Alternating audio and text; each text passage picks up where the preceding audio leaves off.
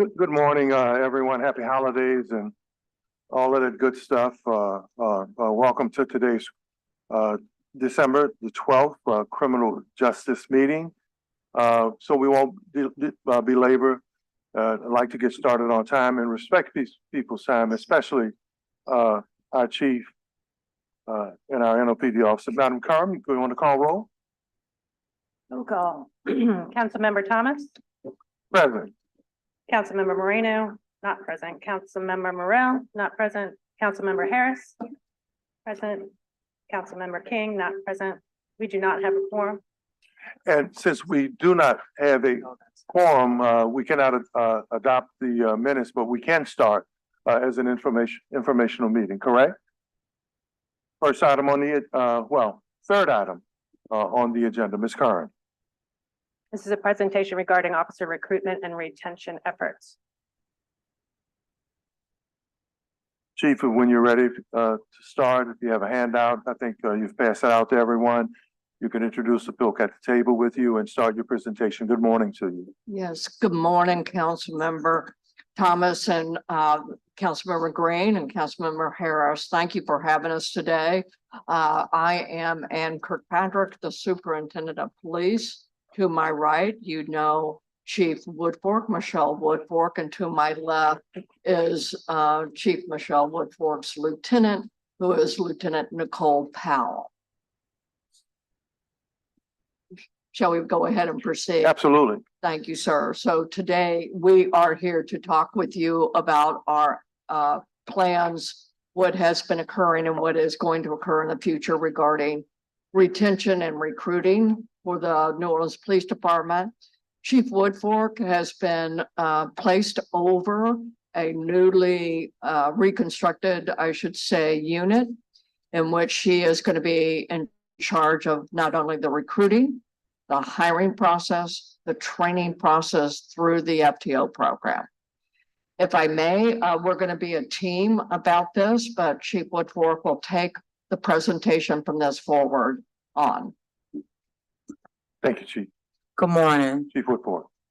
And I just want to thank Good you morning. for the opportunity to provide an update on the New Orleans Police Morning, Department's recruitment and retention efforts. One of the most crucial challenges facing law enforcement today is recruiting and retaining an optimal workforce level. Nationwide, there's a high demand for qualified officers in a time of increasing attrition, expanding law enforcement responsibilities, and decreasing resources. Recruitment and retention remain a top priority for the New Orleans Police Department to ensure public safety for our citizens and visitors alike. I understand that the most precious resource of any organization is its people. Therefore, it is the duty of the recruitment team to work aggressively at all things recruitment to restore staffing to the levels that meet the needs of the community we serve. It is also crucial the recruitment team's efforts be intentional and deliberate in recruiting the best and the brightest candidates for police recruit, as well as for the department's civilian professional staff. It is essential that we are focused on recruiting, hiring, and retaining qualified individuals who are committed to the mission of serving and protecting this great city. This presentation is a year in review of the successes and future efforts planned for recruitment. It highlights the results of the work done by the recruitment division as well as the department as a whole. And while we have seen considerable progress, we all know there's much work to be done. Go to slide 3. Under my leadership, with the support of Mayor Cantrell, the Civil Service Commission, and you, the members of the City Council, and currently under the leadership of Superintendent Kirkpatrick, we have and will continue to implement all possible measures to support the recruitment effort. Initially, this included new leadership, and in that new leadership, Lieutenant Nicole Powell and Ms. Heidi Green led the charge in ensuring the background processing of applicants was streamlined and efficient, yet thorough. And we progressed so much that in 2022, it took approximately 25 days to do this process, and we're now down to 17 days. We've even gotten down to 10 days at one time it took to process someone. And then we implemented an aggressive marketing campaign through advertisements on digital billboards, and the billboards that are created. Can you go to the digital billboards created by GMAC Advertising? And you can see a couple of those billboards. Can you go to the next one? And you can see these throughout the city down. And a recruitment commercial created by Cox Media to create awareness of the recruiting effort, increasing website traffic to joinnopd.org and add quality candidates to the applicant pool. The billboards and commercials showcase the diverse makeup of the department, display community partnership, and highlight the department in a positive light. Can we show the commercial? New Orleans Police Department, we're just like you. I'm a personal trainer. I'm around. I'm a dad. Thank you. I'm a neighbor. I'm a friend. But when I put on this badge, I become something more. I become a protector. Servant of the community. We're here to make a difference because we care, just like you. Become more for your community, like us. Apply today. We have also partnered with the New Orleans Saints and Pelicans organization. Mrs. Gail Benson has graciously agreed to assist the NOPD in its recruitment efforts by displaying NOPD digital billboards at the Superdome and Smoothie King centers. The recruitment team was also invited to come out and set up recruitment tables at the Saints' last 3 home games, and we'll be out there near gates B and H for anyone who's interested in signing up this Sunday when we face the Giants. And also at the Saints games, Saints organization is going to be spotlighting an officer during the pregame show before this last Sunday's home game, as they did in the 2 previous home games. We were invited to place an advertisement in the upcoming New Orleans Pelicans yearbook. And so again, we want to thank Ms. Benson and both organizations for being a part of the NOPD recruitment effort. Go to the, At the New Orleans Police. go to the next slide. On March 31st, officers began to receive $5,000 to $20,000 in retention pay based on their years of service. And the second installment of retention pay was paid in July, and then a third in November of 2023, which is consistent with the quarterly pay that has been established. And year to date, the retention payment totals for Q1 was $11,395,000 paid to 898 officers. In the second quarter, it was $337,000 paid to 62 officers, and we don't quite have the exact amount for the third and fourth quarters, but the total amount budgeted for retention incentives is $19,500,000 for the year. And we continue to promote that lateral transfers and reinstated officers hired between July 2024, 2022 and October 21st, 2024 will also receive 4 retention payments of $5,000 each at the completion of 9 months, 2 years, 3 years, and 4 years of service. We also continue to offer remote testing through the National Testing Network. It allows for virtual remote testing for out-of-state applicants, and it assists with the burden of cost and travel for lodging for those out-of-state residents.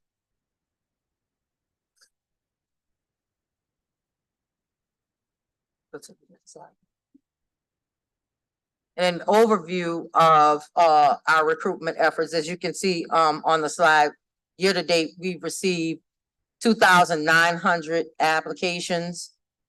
692 have taken the civil service exam, and the recruitment team has completed 461 background investigations.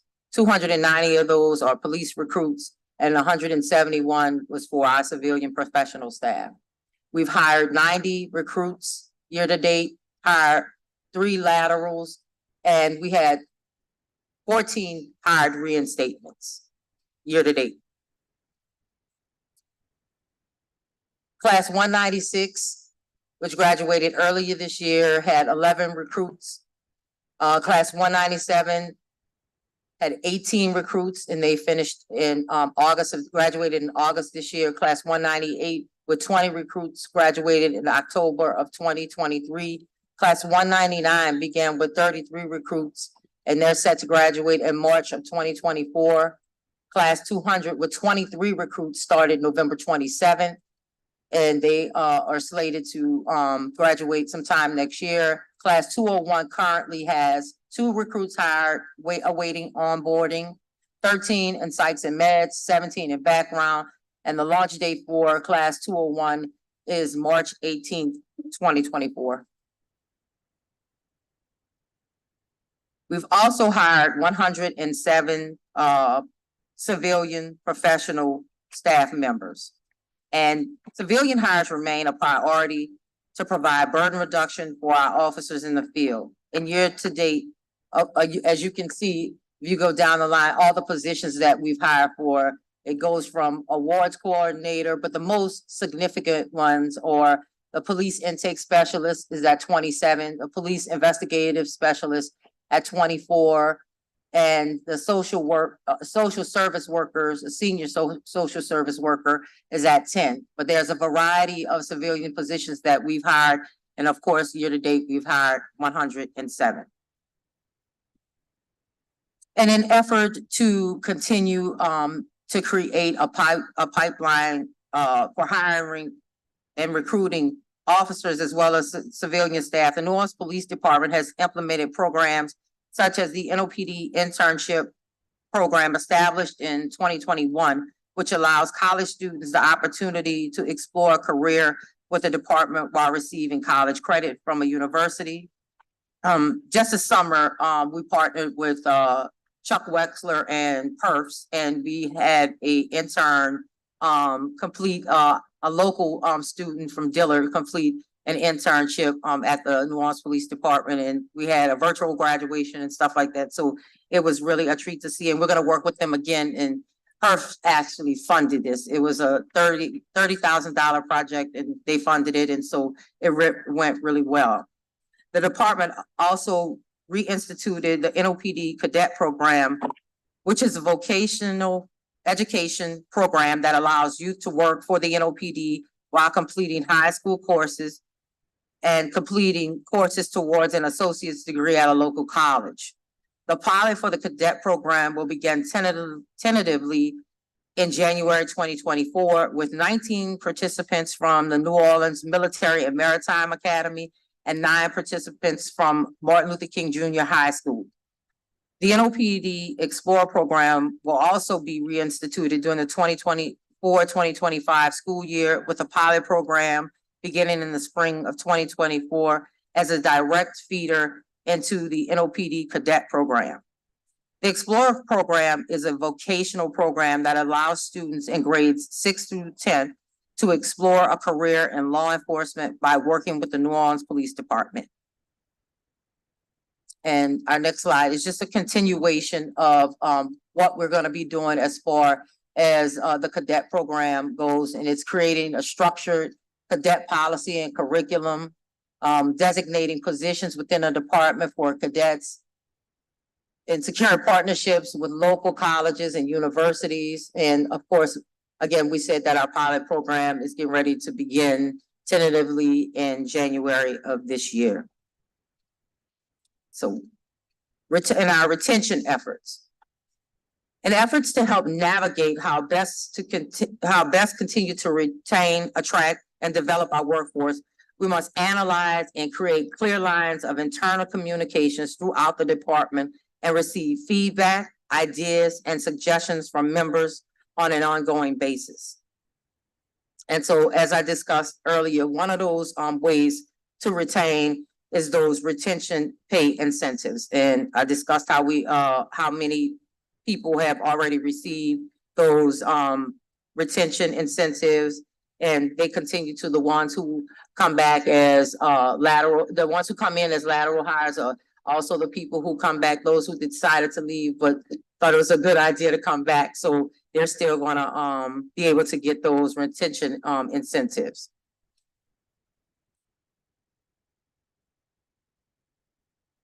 Implementing new technology is also a way to retain the current officers that we have. And currently, we're working to implement additional tools in our public safety effort.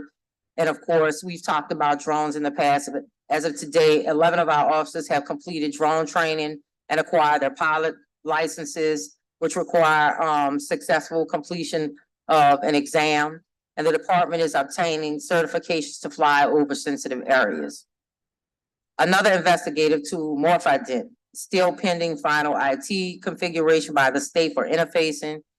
And we anticipate the final phase of implementation early in the year.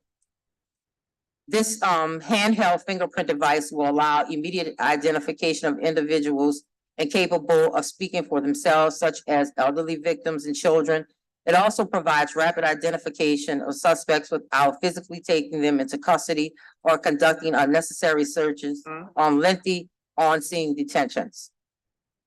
We've also just That was recently, as of Friday. 2 days ago, received an upgrade in tasers. We started receiving the new tasers, and training of all commission employees will begin tentatively in January. The city invested $41 million in a new fleet of vehicles, ensuring all officers are issued a fully equipped vehicle needed in the performance of their duties as a take-home vehicle. Currently, over 200 officers have been assigned new vehicles, and the remaining will be assigned their take-home vehicles in the coming months, once each of those vehicles are fully upfitted, I'm sorry. We also understand that it's important that we have a proper work environment in order to retain officers. So our employees spend much of their workday in our facilities, our vehicles, and utilizing equipment to professionally and ethically carry out their assigned duties. Therefore, we must ensure that their basic needs and more are met by creating workspaces conducive to professional results, growth, and retention. The department partnered with Tulane University, students from local colleges, and community organizations to improve workspaces at several of our district stations throughout this past year. There were much needed repairs that were done and beautifications made through these partnerships. I'm absolutely excited and happy to say that the new 4th District Station is completed, and the members of the 4th District will be moving into the 4th District Station later this month. With the support of the mayor's administration, the council, and our community partners, we will continue to foster and create productive workspaces. We also have to ensure promotional opportunities and training opportunities.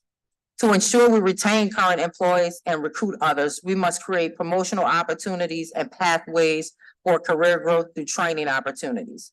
In January of 2023, several promotions were made to the rank of captain, lieutenant, and sergeant. That's 4 captains, 3 lieutenants, and 2 sergeants, respectively.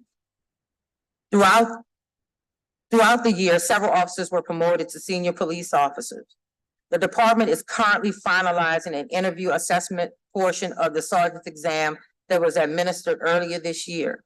Upon completion, a new register for sergeant's promotion will be created and more promotions will be made. Also throughout this year, several officers were afforded the opportunity to attend a multitude of specialized and advanced training held locally, regionally, and throughout the country. But I think this next thing that I'm gonna speak on, and that's officer wellness, is probably the one that is most important and near and dear to my heart. And I've also spoke with the superintendent about it, and I'm sure that she strongly feels the same way, and that's officer wellness. Officer wellness and safety is critical to the officer, his or her colleagues, the department, and the public that they serve. It is important that each and every officer knows that their wellness, whether it be physical, mental, or emotional, it matters. NOPD has a great officer assistance program that not only serves the officer, but their immediate family members also if necessary. If officers know that they are valued and the work that they do matters, it helps to solidify retention. And as far as we're looking right now, as far as separations and the strength of the NOPD, as a result of the measures put in place to retain officers, we have had a reduction in officer separation from the department compared to last year. Currently, we have a total of 90 separations compared to 148 at the same time in 2022, reflecting a commission attrition rate of 8% compared to 14% in 2022. So I think we're doing really well as far as getting up in our retention numbers. We're doing a really good job. We've almost cut it in half. And so in closing, I'd like to thank Mayor Cantrell, Superintendent Kirkpatrick, and you, the members of the City Council, for your support. Also, our business and community partners, our law enforcement and criminal justice partners, and especially the men and women of the New Orleans Police Department for their continued hard work, dedication, and commitment to our community. And again, I just want to recognize the organizations that have helped us in recruiting, been supportive in everything that we've done to recruit and retain officers. That's the New Orleans Police and Justice Foundation, Crime Stoppers, the Saints and Pelicans organizations, Cox Media, GMAC Advertising, and of course, I have to give a shout out to our own NOPD PIO team who do a great job on managing our social media, who are at every event making sure that the things that we are doing, the public knows about by putting it on our social media page and letting you know in the media. So thank you. And got questions? Yeah, thank you, Chief Woodward. Councilmember Marino. Thank you, Mr. Chair. Well, good morning to you all. Nice to see you. And once again, thank you so much for the work that you're doing on the retention and recruitment piece for NOPD. The first question I have is really a basic question. Speaking with our crime analyst, Jeff Asher, he says that at this point, we've got 901 officers with 49 recruits. So I guess kind of the initial question is, Chief, you've now been here for a little bit, not a long time, not at all, but you have been able to kind of start assessing the situation that you've been given. So where do we want to end up? What's the number that we're trying to hit? If we have 901 officers in New Orleans, how many do we need? What number is it that we're aiming for? At minimum, a net gain of 200. So that will put you at 1,100 sworn. So that would be at minimum what I would like to go for. I know there's always a danger in giving a number. So if you fall short, there's always criticism. But I do know that would is what we also need in terms of dealing with the impacts and the Emperor's issue. Right. Empress, right. is that Empress, right? yeah, the Empress. So that is obviously a goal that we need to work toward. The departments to have us serve the community properly. We have been an agency of 1,500 at one time. Right. And so, of course, that's very aspirational. But, right now, that's the way I would give you an answer. But we're not going to compromise in the quality and where we're looking at. So it's one thing to give you an aspirational goal, but we can't compromise. And if I could add Yeah. to what the chief said, and Chief and I have talked at length about where we're gonna go with recruitment and how we're gonna accomplish hiring more officers. Just have to reiterate that, and I just read an article this morning about how challenging it is nationwide to hire in law enforcement, period. So that is a huge challenge. So we have to be very creative in our hiring. We definitely are going to need the funds for advertising and recruiting to hire a bigger staff for the recruitment piece, for also once we make sure that we have what we need And on our recruitment team, we have to ensure that we have enough staffing to train those people that we're hiring. So of course, now I'm currently over the Education and Training Academy also. I have to make sure that we're properly staffed, have the proper building, the spacing that we need to hold a huge class. And I'm absolutely in step with the superintendent when she says we don't want to give out that hard number, because of course we'll get that criticism. If we say we're gonna hire 500 and we hire 5, then we're being criticized. We're being optimistic about it. We're gonna do everything, and I'm gonna do everything in my power. And as a team, we're gonna do everything, all things recruitment that we can do, in order to ensure we hire as many new police officers and civilian staff that we can this year. We did it, this year. I can't say, I gotta give credit where credit is due with Lieutenant Powell and the whole recruitment team. They did an excellent job. We asked them to think outside the box. We asked them to push harder, and that's exactly what they did. And so compared to 2022, we hired 28 people in 2022. This year, we're at 90. So we actually triple, quadruple what we did the previous year. Can we do that this year? God, I hope so. You know, we're gonna try very hard. Well, look, I'll say this, I really appreciate your transparency around what is the goal. I think for all of us to be on the same page on reaching that goal. So it isn't you all just, you know, working behind the scenes to hit a number, because we want to be in this with you all. And Chief Woodfork, you know, the plan that you develop as far as staff and resources that you need for enhanced recruitment, obviously, you know, we'd love to see that and figure out a path to make it happen for you as well. Thank you. Yeah, I think we're all lockstep in getting this accomplished. And, you know, Chief Ann, I know that we've talked before about, you know, we really like to get those 200 officers in 2 years. That's, yes. Yeah. So there we go. So there we go. I mean, so like I said, let's all lockstep on getting it accomplished. When it comes to the civilian employees, and you know, Chief Woodfork, I have to tell you, you know, you've been really terrific at this and really pushing this forward over the past couple of years now. And I know Chief Kirkpatrick, I know that you're very much in support of this initiative as well. I know we're doing advertising for hiring police officers. Are we working on any type of ad campaign to bring in civilian employees as well?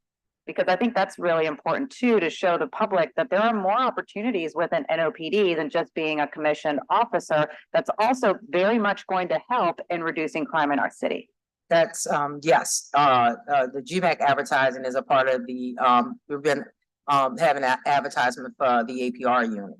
And we're also with those specialists, intake specialists. So we are advertising that through the campaign that GMAC has started. And also we've been doing a lot of advertising for civilian hires on our social media pages.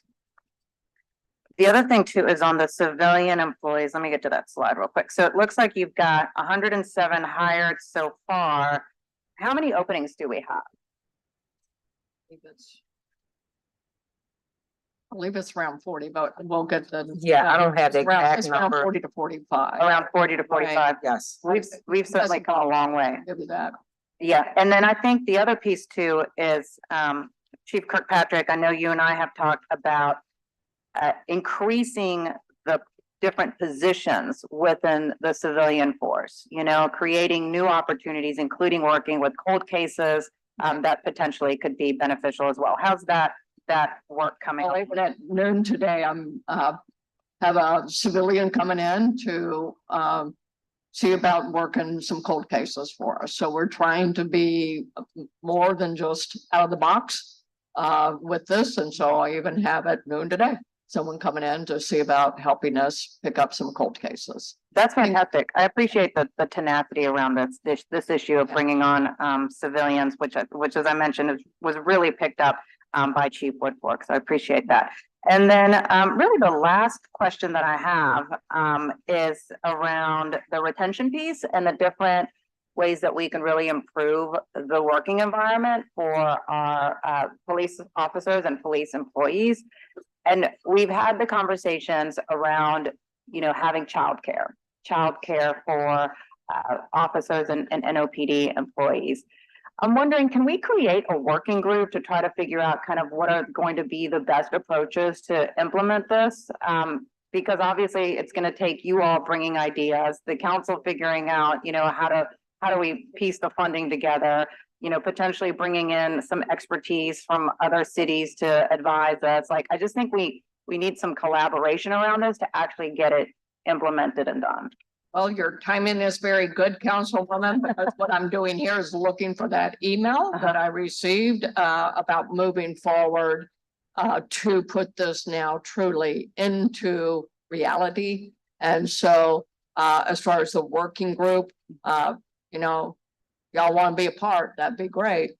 Because I do want to implement that, and I do think it would make a huge difference in recruiting as well as retention. So I actually have the email.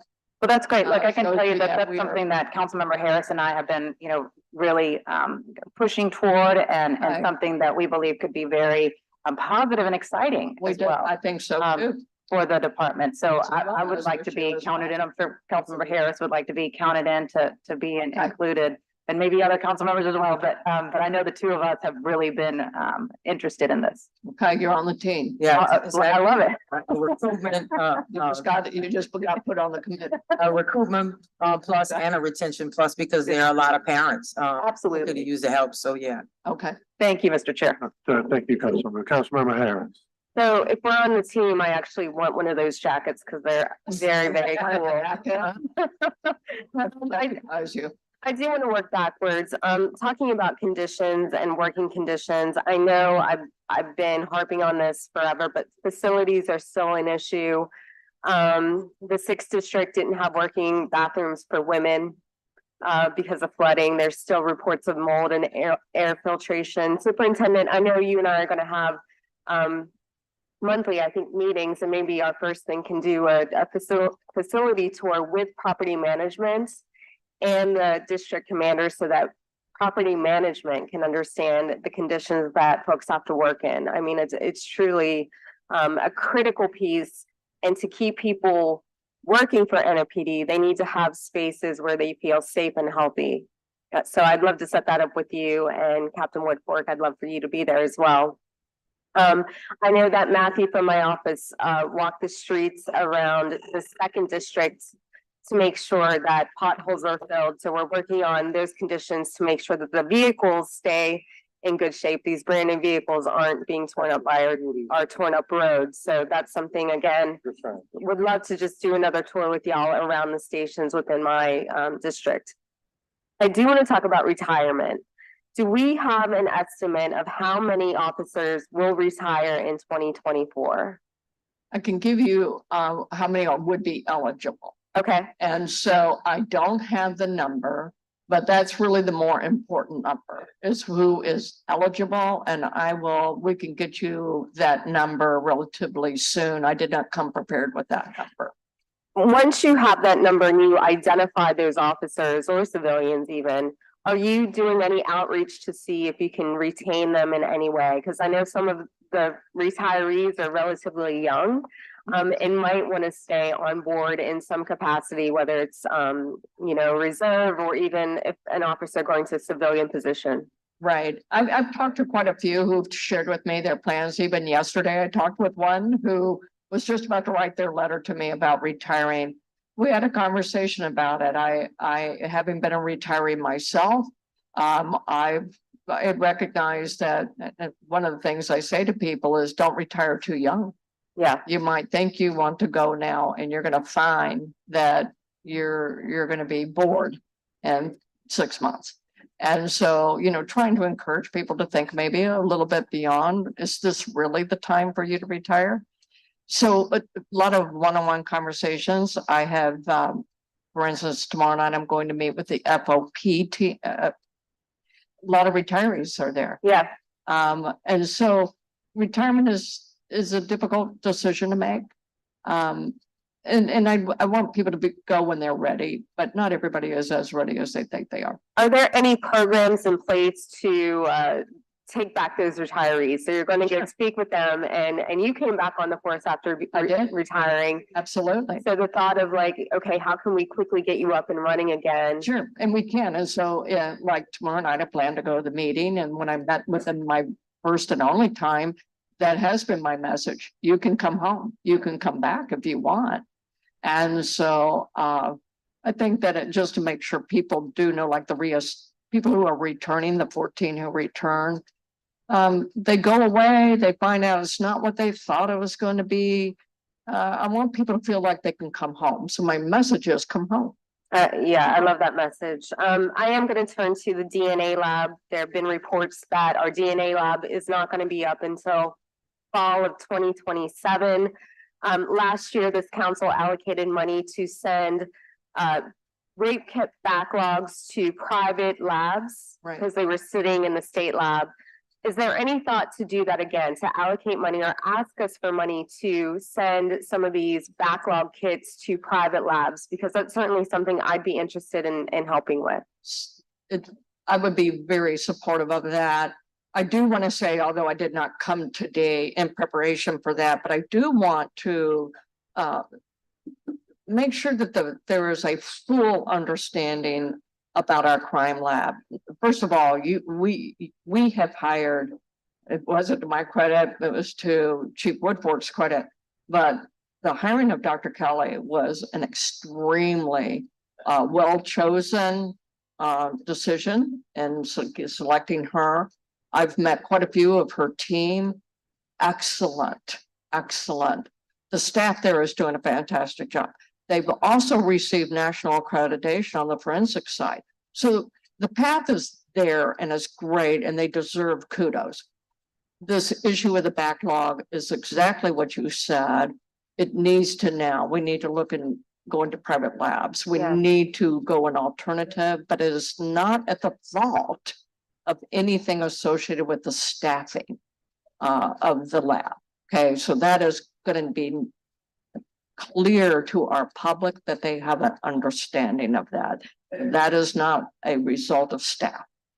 Well, if there's money that needs to be allocated Yes, to get the backlog cleared, like we Yes. did last year, and they're working on those tests. I actually have my office getting an update right now of Yes. where we are on the prior backlog. correct. Just ask. I mean, at this point, it's like, we have an excess of money in the city. Correct. DNA testing is critical to solve rates. Yes. I understand that not every DNA kit needs to be tested. I get that, but there are some that definitely do. And so making sure that we have the funding to send to private labs, I think is critical and something again that this council would be supportive Absolutely. of. Whenever we hit a roadblock, my mindset has always been, we're gonna look for the other way. Yep. So there's always a way to solve puzzles. And that's what we'll do. And we'll keep looking down the path. And if it's private labs, then let's talk about that. Yeah, okay, good. Well, we can talk offline. It's good to see you three women Mhm. leaders up here. Oh, Um, got the answers then. Everyone. that's exactly right, because women get things done, and I'll be looking out for that jacket. Thank you. Thank you, Councilmember Harris. We know who rules the world, right? That's obvious. First of all, thank you, guys. Before I get into my questions about recruitment and retention, congratulations on what seems the work of the team in terms of visibility, placement. That stuff seems to be working. So thank you, Chief Woodfork and Superintendent Kirkpatrick, and also Lieutenant Powell. Thank you guys for the work that you guys have done to get us to this period we're in now. But a couple things while we're talking about that. A few weeks ago, we seemed to be okay corral, but now we've had 11 days where no one has been murdered. For the public, could you talk about that uncomfortable transition to the success we're having now, and assure the public there were some things that you guys were doing to work through that time to get to this period? Knock on wood, I hit myself in the head, so that hopefully we can sustain this. Superintendent Archie. Right, right. So under Chief Woodfork, back in the beginning of the top of the year, there was a more, let's get strategic about how we approach crime strategies. And so there was an implementation of some strategies associated with at the top of the year. That was producing fruit. What I am going to be doing is building on top of the strategies that were already in place.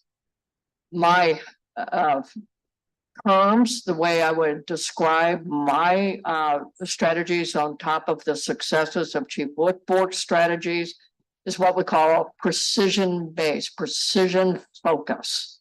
We know who commits the crimes. We know where they're occurring and we know who primarily is responsible for them. So we're going to be very precisioned and very focused.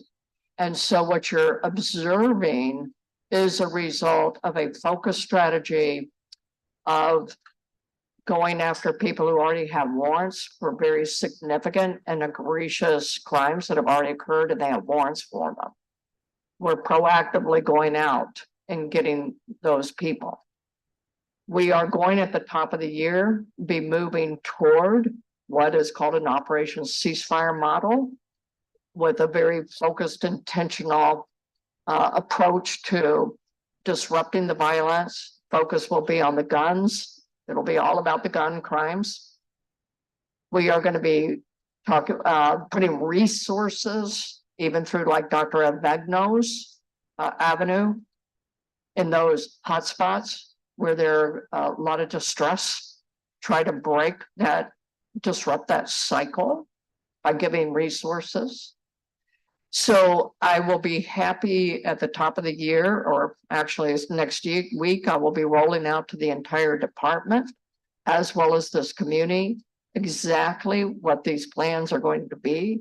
But that's what you're watching. You're seeing a result of very focused approach to targeting those who cause harm, who violate other people, and we're arresting them. So that period between that to now, when it seems like there was just a rash Yes. of shootings up all over the place, was there any particular reason for that, or just naturally crime just taking place while you guys were trying to get a handle on it? I think that, you know, actually, through the council, Jeff Asher is looking and doing an actual study for me and for us. What are those factors? Can we identify them very granularly so that they can be duplicated? That's my goal. We now are into a third period in which we've had about 2 weeks with no 11 days. violence. And then I want to look at what are the triggers. Anecdotally, we can point to certain things like the sweeps, but I want to have more than just anecdote. I want to have some true evidence-based level of study, trying to look at the correlated factors. What are those factors?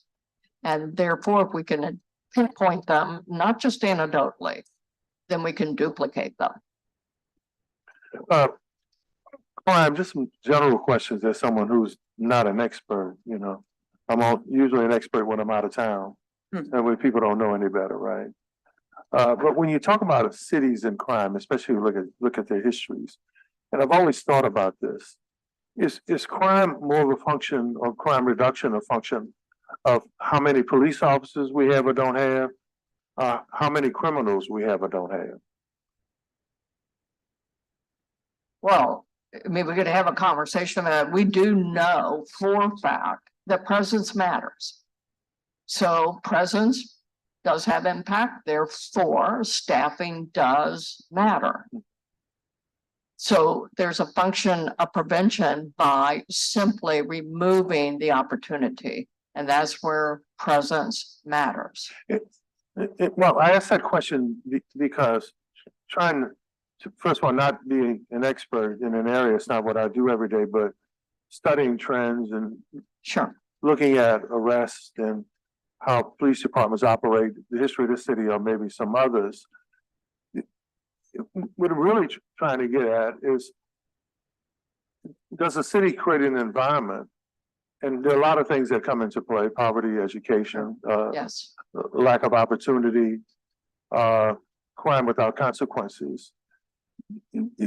Is it also a lot to do with the community in terms of what they produce, right? We've been on this roller coaster for quite some time, and in the late nineties and early 2000, we had the highest reduction in violent crime. Murder rate went from 428 to 159. We had 16 years, 300 and 400 murders. But we're experiencing some success right. now. So what does the community do? Or how do we all work together to create a community with less criminals while we're worrying about how many officers that we need? That's a social question Okay. versus a law enforcement question. I certainly have had 40 years of my own observations like you. Think what you're saying, if I capture correctly, how do you get off the roller coaster of it? How do you stabilize? Yeah. Correct. And then what What role makes it does the public sustainable? have in it? Of course, issues of making sure that young kids do have opportunities for education. That's the role of society. That's the role of the home. That's the role of safety. Kids and adults want to have a safe place to go to. If you're unhoused or unsheltered, all of those things factor into whether or not your city is going to be stable. So those are social questions. I think law enforcement has a role in it, but at times we are not the leaders in that role. One other thing, my father used to say, if I don't discipline you for the little stuff, if you don't know that there are consequences for the minor offenses, Correct. it'll be very extremely difficult to deal with you when your attitude or your behavior starts to escalate. I've noticed we're starting to see some traffic stops. We're starting to see officers more active and visible in some spots. Talk about that effort. Will that be an increased effort, Yes. or is that just part of the holiday moment? No, sir, that's going to be intentional. And as I said, next week on Tuesday, I plan to use the entire MAX meeting, rolling out the plans and what I would expect. I do want the rank and file officer to get back into traffic enforcement when they're not on calls for service. Do they have to do traffic enforcement every moment they're not on a call for service? No, but I do expect, and I think the community does expect, traffic enforcement being conducted not just by a traffic unit that has dwindled completely down, but it used to be a common understanding that a patrol officer also did traffic enforcement. Right now, because we're so low staffed, they run from call to call to call to call to call. So when are they going to do traffic enforcement? So it's really very much a chicken and egg thing because they are running call to call to call to call.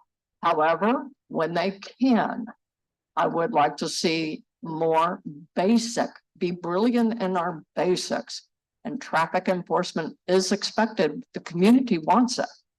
And I would like to see the officers, when they can, go back to basic enforcement. Surveys. The one thing I've learned about surveys and polling is that they're very misleading.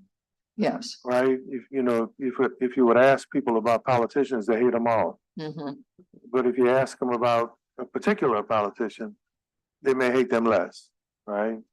And I've seen enough surveys about law enforcement, especially given the era that we're in, from Rodney King to George Floyd, people's dislike with law enforcement. And I think this is important to say publicly because it seems that the success in the last year or so, and the success we're having now, is counter to what the surveys have said about officer attitudes and success within the ranks. So, do you rely heavily on surveys in terms of how you administer? I do not rely heavily on surveys. I do find them to be pointers. And therefore they should point you in a direction. And from that, you should ask questions. But it doesn't mean that I rely wholly on it, but they do, from my way of thinking and leadership style, they are pointers to do due diligence of asking more questions. I just ask that because it is almost as if the press has wanted our officers to be dissatisfied, not happy on their job, or not happy with the leadership or not happy with the environment. Because as I track production, especially what we're presented here today, it's kind of opposite of what the surveys represent. Right. Narratives matter. Okay. Narratives frame thinking. Mhm. And so that's why a narrative should be countered when it is not accurate or false. And a voice needs to stand up and speak for the counter narrative if it's not honest, if it's not correct. So narratives do matter. It is almost as if many in either media or leadership positions forget San Diego headlines fleeing the force. Pretty nice city, can't keep officers. Right. Chicago, our difficulty with recruiting and retaining officers. New York City, all-time low. Philadelphia, why can't we get more police? It's almost as if we don't read those headlines or they're isolated based on whatever the political, social agenda is. But PERF has two principles of their six that they use when you talk about recruitment and retention. And I remember them from participating in the Constitutional Policing Conference in Washington several years ago. Number one is current officers and their ability to help recruit and retain. And the second, one of the other two of the six is youth to law enforcement pipeline. Talk about how crucial they are, or what you guys have used in terms of youth to law enforcement and current officers and their ability to help recruit and retain. Well, I think you have probably more Chief. even experience. Well, I always say this, that we have, if you're not even including the civilian hires, we have 906 recruiters. Everybody should be recruiting all the time. Okay. You know, we are, it is our duty to make sure that we're not only doing what we can, but telling our officers who are out there in the field that it is your job to make sure you have a colleague sitting next to you, to make sure you have somebody in that crime lab that's gonna come out and help, or a homicide detective. So it's always our message that we are all recruiters and we expect everybody to do something in the form of recruiting. So we actually, I think that each and every department can have the jump on that if they realize the same thing that we ask all the time, even at MAX meetings. Hey, what are you guys doing to promote? What are you doing when you're going out there on the street? Are you encouraging someone, a young person? And I think that's a part of our feeder programs, the Explorer program, the Cadet program, you know, giving our young kids a pipeline to a law enforcement career. Maybe they don't want to go to college immediately. You know, the Cadet program is a way to have a career, to make sure you have a living wage, and you can also earn an associate's degree or some college courses while you're doing that, and maybe it'll push you into a law enforcement career. Maybe it won't be the police department. Maybe you want to go to law school. Maybe you want to continue your education, but something more positive, because of course, crime as a whole and safety as a whole has to be looked at in a holistic approach. There are a number of social issues that need to be addressed along with crime in order to make this city safer. And I think we both agree on that. And I'm sure you do too, when we talk about different things that each of us could do in public safety, each and every community group or the business community can do to make this city safer. So I think that it's truly important that we all see ourselves as a recruiter. And I'm gonna, again, like I always do, throw out the shameless plug. Anybody who is interested in joining the New Orleans Police Department as a police recruit or as a civilian hire, please go to joinnopd.org. We are hiring. And for city employees, if you refer somebody to as a recruit, once that recruit joins the academy, you get $2,000. When they finish the FTO program, you get another $2,000. That is city employee wide. So we want to remind people of that. So that again is my shameless plug to training NOPD. Well, before we go to the public, I think my two colleagues brought up two very important points. Councilmember Harris, when she talked about solve rates. Solve rates are important, especially they have an impact on crime or recurring crime. And then I think when Councilmember Marino talked about what is right size, I think we owe it to the public to let them know what is the right size for a department this size, so that every time we have a crime wave or an incident, there isn't a rush to get to some number that isn't realistic for the community. I think we owe the public that, and to build around what is right size, so we can have the safest communities. Chief, congratulations, first of all, to you and your team for the success that we're having right now. My prayer is that it's sustainable and we continue to head in the right direction. But we can't hold you accountable without also appreciating when you guys are successful and when the team is doing Thank you. its best to keep us safe. So thank you for that. Thank you. you. Thank you so much. Our first Thank speaker you. is Mr. W.C. Johnson. Mr. W.C. Johnson. And everybody has 2 minutes, guys, so let's respect each other's time, please.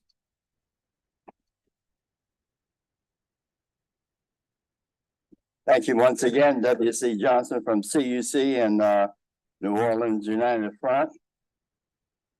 Years ago, there was a song that claimed that 911 was a joke. And the NOPD seems to follow suit as being a joke as well. How many citizens were involved in the planning of recruiting NOPD officers? That is where the joke becomes very obvious. NOPD is not interested in solving or even resolving their problems with the actions that they have taken thus far. No citizen input and no sincerity in making the NOPD a constitutionally policing agency with more emphasis on ducking and dodging and eliminating the consent decree as opposed to perfecting the consent decree. NOPD is truly a joke. Unfortunately, the promise made by the mayor, city council, ensuring the people that the new police chief would bring new, exciting, and innovative methodology for the NOPD has lapsed with her words today. Today, the New Orleans police chief said she is building on the failed methodology of the past. The New Orleans police chief is not a people person from how she has led in this short period of time. We have not seen any people, that is citizen involvement in her planning, no involvement in sight for citizens to be included. Bring your comments so close. Thank you. So far, the police chief has ruled by philosophy of my way or the highway. Thank you. Thank you, Mr. Johnson. Mr. Garibay.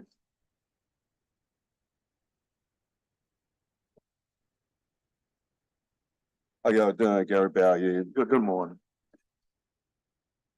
Recruiting efforts that were done during the World's Fair, 1984, this city hired 400 police officers in a very short amount of time to make sure we had law enforcement presence we needed for the World's Fair. We don't have to reinvent the wheel. We can go back and look at that. There was a hiring freeze from 1986 to 1992. I was the first hire in the fire department at that time.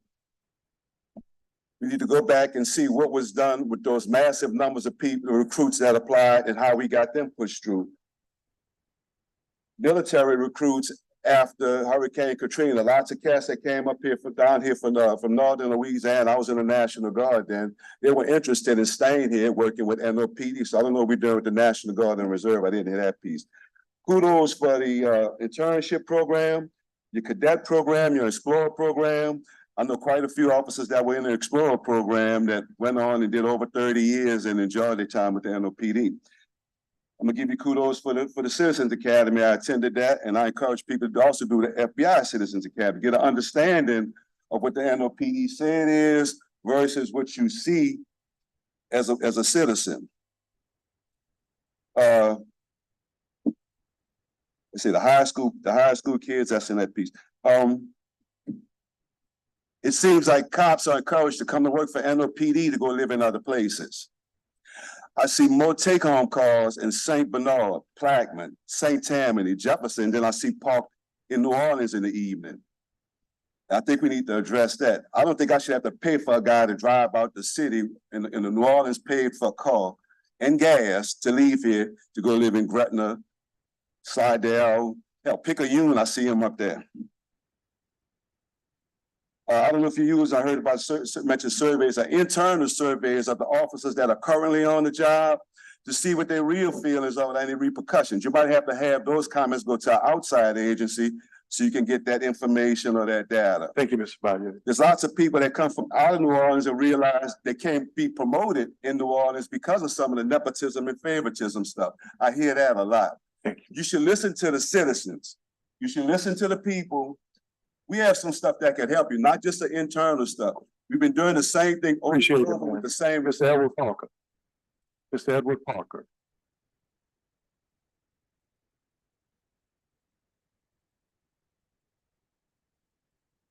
Good morning. Good morning, Mr. Parker. Thank you, Council. We've spoken before you before. Edward Parker, New Orleans United Front. We've spoken to you before. Our theme has always been get the community involved.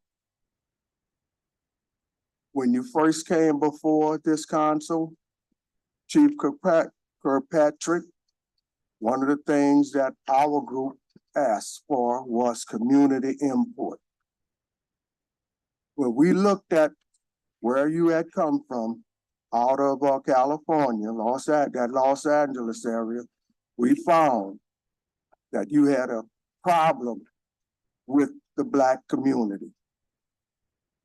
So we make the statement again, community input, Black community input.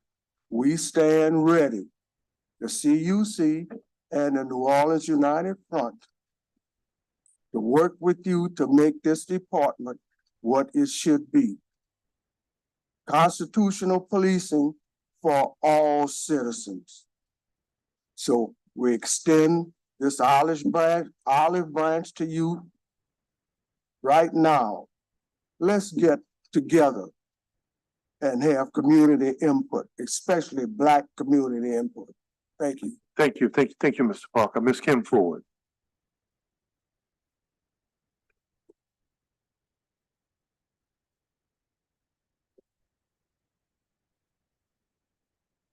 Greetings, everybody. Good morning. I'm Kim Ford. I live in the lower ninth ward.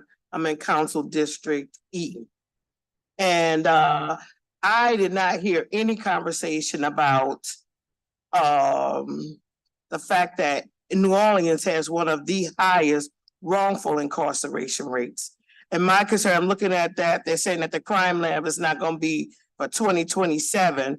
But then you guys come and talk about how you're going to be doing more policing, more policing, more policing. We need to stop policing people who are wrongfully incriminated. Somebody being wrongfully arrested could cause the demise of their family. And that's a proven fact. They can lose their job while waiting to come before a judge at criminal district court. We got so many issues around here, and to think that, and I hear the people in the community saying more policing, more policing, more policing, and I see more policing, more policing, more policing, but we got a track record here in the city of New Orleans of wrongfully arresting people and causing their lives to go in turmoil, causing their children's lives to go in turmoil. And then when we come before the city council, none of that is addressed. So our records show that we have that. Not only is it about arrested, it's also about the follow through that have to go beyond being arrested. You know what I'm saying? We need to have a crime lab where we can sure that the people who we are arresting is who we need to be arrested, not just arresting people. Come on now. We have enough of that. Thank you. I didn't hear any of that conversation in here today, and it needs to be addressed. Thank you, Ms. Ford. Mr. Michael Willis.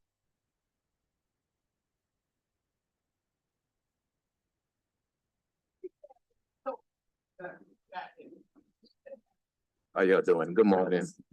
Good morning, Mr. Willis. I think I'm here for something different. I've been to over 70 funerals. I speak of this all the time. I think what you all are trying to do is outstanding, but somebody have to give somebody the chance to do it. The community always come to this thing and yell at the council members, the police department, and everybody else. If the crimes are not committed, we won't need policemen. The police only come on a site after a crime is committed.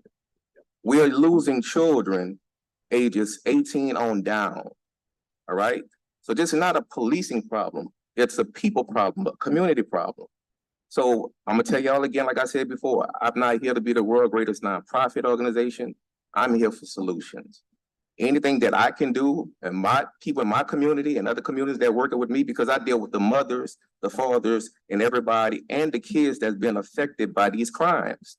Every school is affected. Every Tuesday, they got a phone call that somebody at Booker T got killed, somebody at Landry got killed. So, you understand what I'm saying, Warren? So at the end of the day, right now, we got to stop really saying the police, the council members, the news, what about us? When are we gonna step up and say, hey, I want to be a grandmother, I want to be an uncle, I want to be a better father, I want to do something better myself than to come here every time I come and look at this stuff on social media and on television, it looks a mess because we're attacking each other.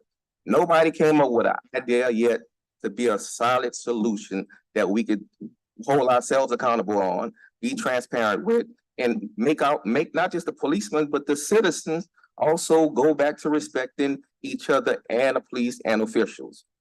Other than that, y'all, if we keep taking love and everything out the community, we won't have a community. We are losing children. Yes, we are adults up here angry, but the children, 12, 11, 13, with guns, and what we gonna do about that, y'all? Until we figure that part out, I want to be a part of that board, the solution board. I don't want to be a part of all the problems. We got tons of problems. Yeah, and thank you for the last 3 families, Mr. Willis, that you worked with. I know. Yeah, thank you. Thank you. Mr. Claude Schlesinger.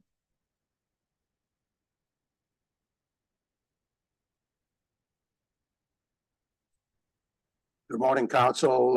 Claude Schlesinger with the FOP. So thank you, Ms. Harris, for your question about retirement. Tomorrow, the Louisiana Municipal Police Retirement Board is taking up an issue on retirement that would help NOPD a great deal. In the past, retired officers would come back to work as civilian employees, like the cold case homicide investigators. Now, there's a state statute that prohibits that because they lose their pension benefits for 2 years. Correct. They come back to work as civilian employees. So I just spoke to one of the board members yesterday who is offering a resolution tomorrow in the Emperor's board meeting to urge the state legislature to repeal that statute. I would appreciate if you in turn could offer a resolution or some endorsement to that Emperor's Board of Trustees endorsing that proposal to repeal that statute. That would be very helpful if we can encourage retired police officers to come back to work as civilian employees without losing their pension benefits. Thank you. Mr. Schlesinger, you know, that's an age-old issue. It's not the first time it's been addressed. And I tell people, if the governor-elect has a committee to look at New Orleans, well, if there's a committee, you can look at all the stuff that's been in the way of New Orleans, whether it's economic development, how we retain revenue within our city, the rights of property owners, protecting the state, protecting the rights of blighted and slumlords, and issues like this. So hopefully, if the committee is looking at this, we don't need y'all to come in and save us, but we need y'all to maybe save us from the state restrictions that have handcuffed this city for decades. And I think too often people forget that much of our charter is tied to the state constitution. Period. So, I feel certain that Chief Kirkpatrick is gonna visit with that committee and Absolutely. pick up some of these issues. yeah, but this is for, the people who monitor this in the press. We haven't been hiding in plain sight from casino services reimbursement where the city put up 23 million and we had to beg for 3.7 sometimes if you got it. It's a fair share to the fight my colleagues have had with slumlords. So it's hiding in plain sight. We don't need a committee to evaluate how you want to come and raid this city, dilute this city, or take over the city. Just take a look at the constitutional prohibitions that have already been there and eliminate them, and that's a step in the right direction. Thank you, Mr. Such. But anyway, the Fraternal Order of Police is going to have a representative at the trustees board meeting to speak in favor of that repeal, and so anything that the council can do, we would appreciate that. I'm sure me and my colleagues will have a resolution or whatever you got. A couple of lead authors and authors here already, so you got that. Thank you very You much. got that. Thank you, Councilmember Harris. Mr. Larry Morgan, Mr. Morgan.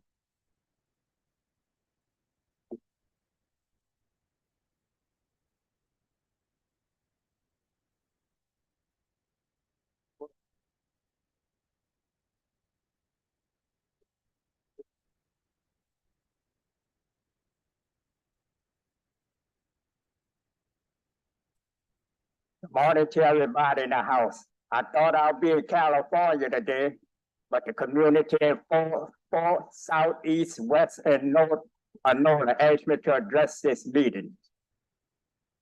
And they are very angry how crime has risen since the new police has taken the position of governing the system of justice. They feel that they are being let down. But what are the main reasons that they're summons me to come to this meeting was the children that died in the 911 call. And it is sad that how the mayor has summoned this woman to come into our city to govern our judicial system. And when she got here, I'm more sure that she knew the problem of the 911 call. If she was professional as she claimed that she was in the 38 years of her experience and the expertise and the quality of her work, she had filled that family. When I say she filled that family, when she went to visit their police force and learned that that 911 call was out of whack and was not up to standing, her first intuition was to take and step ahead to get it in order. But she didn't do it. And because she didn't do it, those children are not alive today. The community holds that she is responsible for their death, because if she would have got that 911 call in order, those children will be living today. And sad about the principal of all that, she was commissioned $340,000, and that money should go to that family because she didn't earn it. And I said to you, it's a damn shame how you all put her over Woodfolk and pacified her with a 3-star. That was a disgrace, because here you got Woodfolk who had brought the crime down, and she has also served the community faithful, and here you put compassion over her because she was white. Thank you. And I said, was it a disgrace? It's a goddamn 300 goddamn 4-star general had to be educated by a 3-star general. I ain't never heard of that, and I've been in the military. When you're a 4-star general, you're supposed to know the whole scenario of the operation. She had filled the city. Y'all cheated Woodfolk. Woodfolk should have that position of the Thank you, Mr. Morgan. because Woodfolk had to educate about the judicial system in the New Orleans. Yes, sir. God bless you. We appreciate you. Councilmember Eugene Green. Thank you, Councilman Thomas. First, I'd like to start off by thanking Chief Woodfolk, thanking Chief Kirkpatrick, and all the leaders of the New Orleans Police Department. We talk about shortages so much that it empowers our enemies. The enemies are the clowns who are committing the crimes out there. You don't have to necessarily agree with me, but I'm going to use the tough words. We have a problem with criminals in our city. I attended a funeral on Saturday for a 14-year-old who was killed by someone else who was in his house that day. Last night, Cam Jordan tried to give away products, foot products. I guess it was on Canal Street. And some clown brought a gun to an event that was designed to celebrate the holidays. Our community has to recognize that we also have a problem with people in our community. Members of the New Orleans Police Department made constitutional arrests. They are overseen by maybe, in no other way, any department in the country is overseen by a public integrity bureau, an independent police monitor, a consent decree, a judge, the district attorney, everybody else oversees this police department.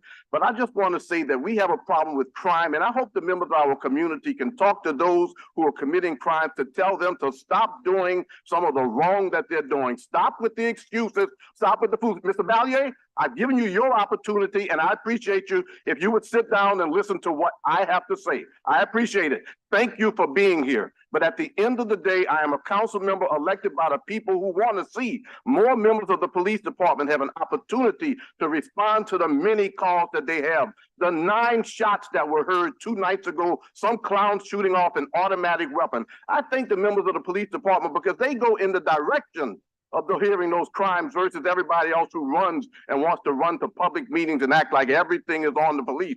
I want to thank the police. I do want to thank Chief Kirkpatrick for getting involved with this community right away. You've gone to any meeting that people have invited you to come to, any meeting, including a meeting recently of Black men on Ray Avenue, where they talked about what they want to see in the future of our city. I also, on a lighter note, congratulate you. I don't know if congratulations is the word, but you joined Franklin Avenue Baptist Church recently. So that's a really nice thing to have done. That's a great church. Pastor Luter is great. But the chief has been in the community. Our members of our police department have been conducting constitutional policing. I want to also thank you for the Cadet Academy. There are 8 high schools in my district alone, and I go to them all for one reason or the other. And I talk to them about joining the police department. It is great that they can think about joining it before they become age 20 and they have to take all the other courses. They can kind of get involved now. So I want to encourage the public to recognize that we have 40 civilian positions. We've hired 107 civilians. We also have members of the New Orleans Police Department positions available. I just don't see what the media sees in terms of some of their negativity. We may hire 90 officers. We had our first lateral academy in the last 25 years. Lateral academy means that officers in other places, including somebody from Chicago, wanted to join the New Orleans Police Department. That should have been a top story that should always run, that maybe things are changing for the better. I want to thank this council because this council has responded to retention bonuses, to automatic increases in salary for officers. We've also pushed civilian hiring and it has worked. This is a good news production today. Chief Woodford, thank you for your commitment. Some of the work that you've done have resulted in these statistics. I'm sorry, you all. Since the beginning of the year, homicide, which is human beings, we have saved lives, 18% down. And that's the Metropolitan Crime Commission, which also includes negligent homicides and some accidents. So it's maybe even higher than that in terms of our city being safer. Shootings down by 17%. Carjackings down by 47%. Armed robberies down by 28%. And that's just 2022 to 2023. Sometimes it's important to me that we take a victory lap. Even the community, those who are really in the community, those who attend the meetings and have their own meetings. We're moving in the right direction. Crime is down. Officer recruitment is up. Civilian recruitment is up. This meeting today was to talk about recruitment. And I just want to say that based on what I see here, and maybe some members of the community are involved, I am pleased with being able to say that we are moving in the right direction. Chief Woodford, Chief Kirkpatrick, members of the force, not only leadership, but patrol officers.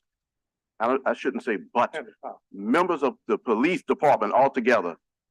Thank you for the work that you do. I see it. I go to special operations divisions, assignments.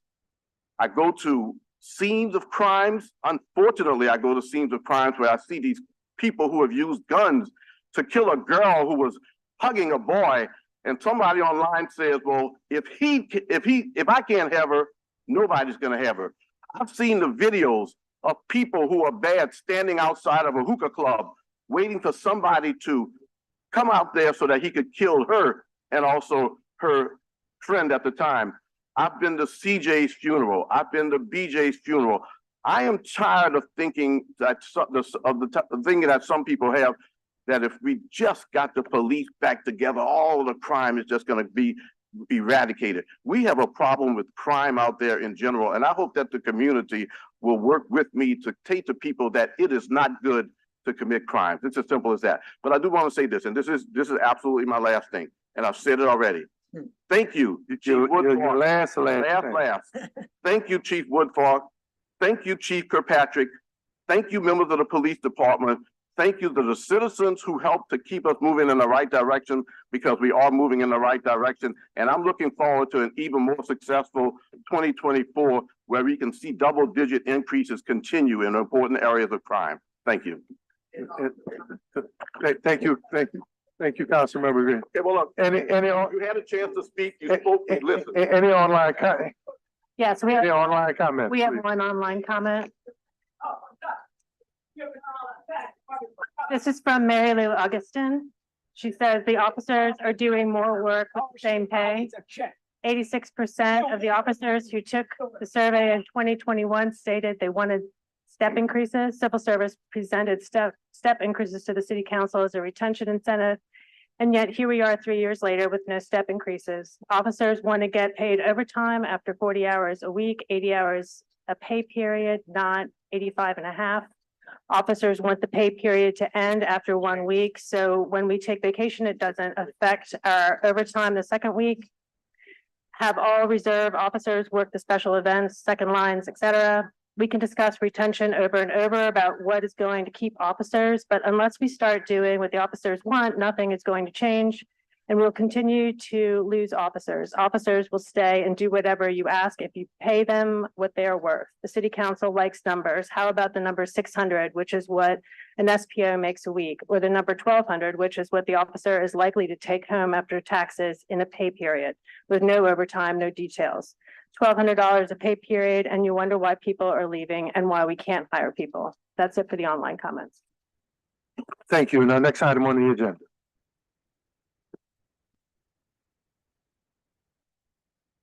Oh, yeah. Do you want to go back to the minutes? Yes, so now that we have a quorum, move adoption and approval of the minutes from the October 23rd meeting. So moved by the chair, second by Councilman Marino, all in favor? Ayes, minutes are approved. Next item is executive session. This is to convene an executive session during our meeting for the purpose of discussing the litigation, Orleans Parish School Board versus the city and Norman White in his official capacity as the CFO. You have to vote to go into executive session. Moved by Councilman Marino, second by the chair, all in favor? Executive session, let's go.